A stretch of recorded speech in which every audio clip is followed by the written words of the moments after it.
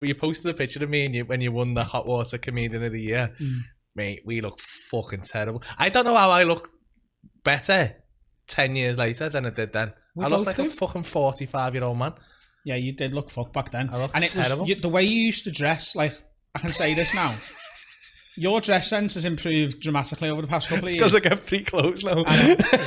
Lad, that fucking... Mate, that blazer combo. I thought I looked fucking stunning there. I used to wear like a fucking... Like, where was it? It was from Burton's, like a suit jacket.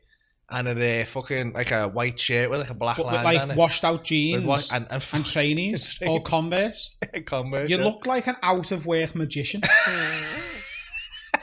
You look like a magician. Honest to God, I thought I looked fucking spot on there. No, you always looked fucking and my hair was like a fucking sponge. Your hair's just like... Yeah. It was just everywhere. Yeah. You had constant bed head. I was a fucking bad pothead, that's why, and I just couldn't be asked getting a cut. Yeah. Yeah, it's grim. I look back at those, I mean, and you grew into... That beard does the... This is man makeup for me, innit? Yeah. Like, if I shave this off... Mate, you look like a different, much uglier person. Yeah. It's grim. Those old photos are just horrendous. I think we've got a shot of the image. And the t-shirts, there was a shop in Liverpool, one called Blue Ink. Yeah. Blue Incorporated. And it used to sell these slogan t-shirts. There was one that said, "I've got the body of a god, shame it's Buddha." And I would go on stage in that. I'd have a joke on me t-shirt, like it's a little fucking bonus for the audience. Do you know how revoltingly embarrassing that is? That one says, "Drink triple, see double, act single." And I remember, do you remember my ex? Look how fucking good Paul Blair looks though. I know. The stupid fucking knobhead. Do you know, see that t-shirt, right? I had murder with my ex-girlfriend. This is how much of a dickhead I was, because she was like, "You can't wear that anymore. We're in a relationship." And I was like, "It's just a fucking t-shirt." Yeah. I'm walking around with a t-shirt on that says "I'm single," basically.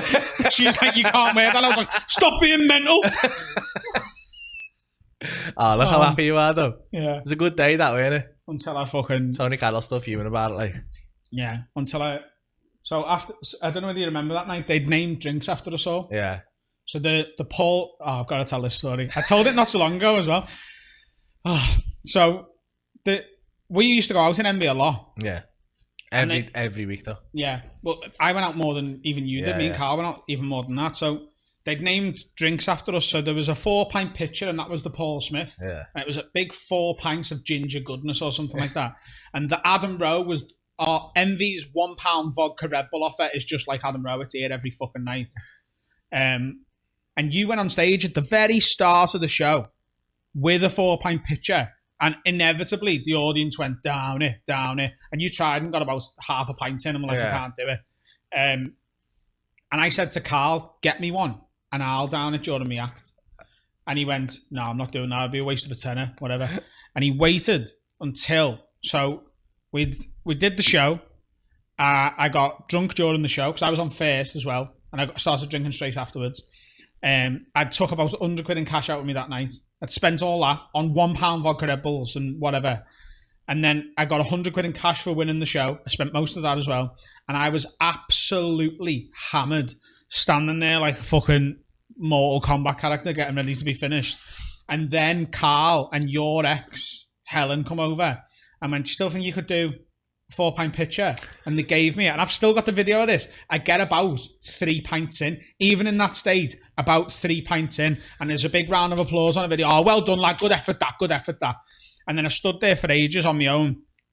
And you and Carl come up and like, "You're all right?" And I went, "I'm going to ask Michelle out." So Michelle might even watch this. She's one of my favourite memories. So I love Michelle. We've become really good mates after this. But when, at the time, she was just Irish girl who worked on the bar.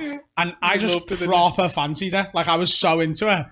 And that seems weird now. It seems really weird to say that now. Because of, like, we became so mates when I ended up working there. But she was on the bar and I went to you and Carl. I'm going to ask Michelle out. And you went, "It's not a good idea." And I went, "Get out my way." And I remember that bit. And then I walked over to the bar.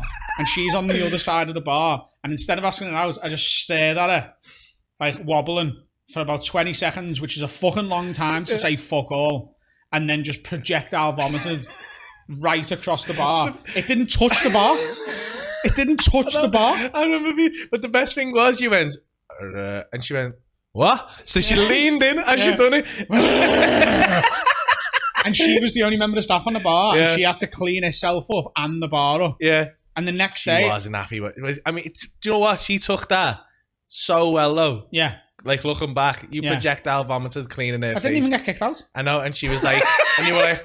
and we were all like, oh my God, because we were pissing ourselves as well, but also saying sorry. And she was like, and you were like, I'll come and clean it. And she was like, fuck off. The next day I woke up and didn't know what I'd done because I was that drunk. So I woke up and rang Carl and I was like, what's happening, lad? Do you want to get a scran? And he was like, are you all right? And I was like, yeah, what's up? And he went, just come round to ours, lad. And I went round to his and he went, because I'd rang off my dad's phone. He went, where's your phone? I went, I must have lost it. He went, you're having to tear. And he went, there's a video on of you trying to down a thing. And I was like, what? That's sick, that. I'm like, I done all right there, didn't I? And he went, do you not remember what happened afterwards? And then he said it, and I went, that big intake of, and I got her number off Facebook and rang her, and I was like, I'm so sorry. She was like, don't. She took it really well. She was dead sound about it. But yeah. It was fucking hilarious. I miss those days a little bit. I mean, I wouldn't go back because, like, I was fucking scared in that, but. Yeah, we're a lot more happy and successful now. We're doing okay.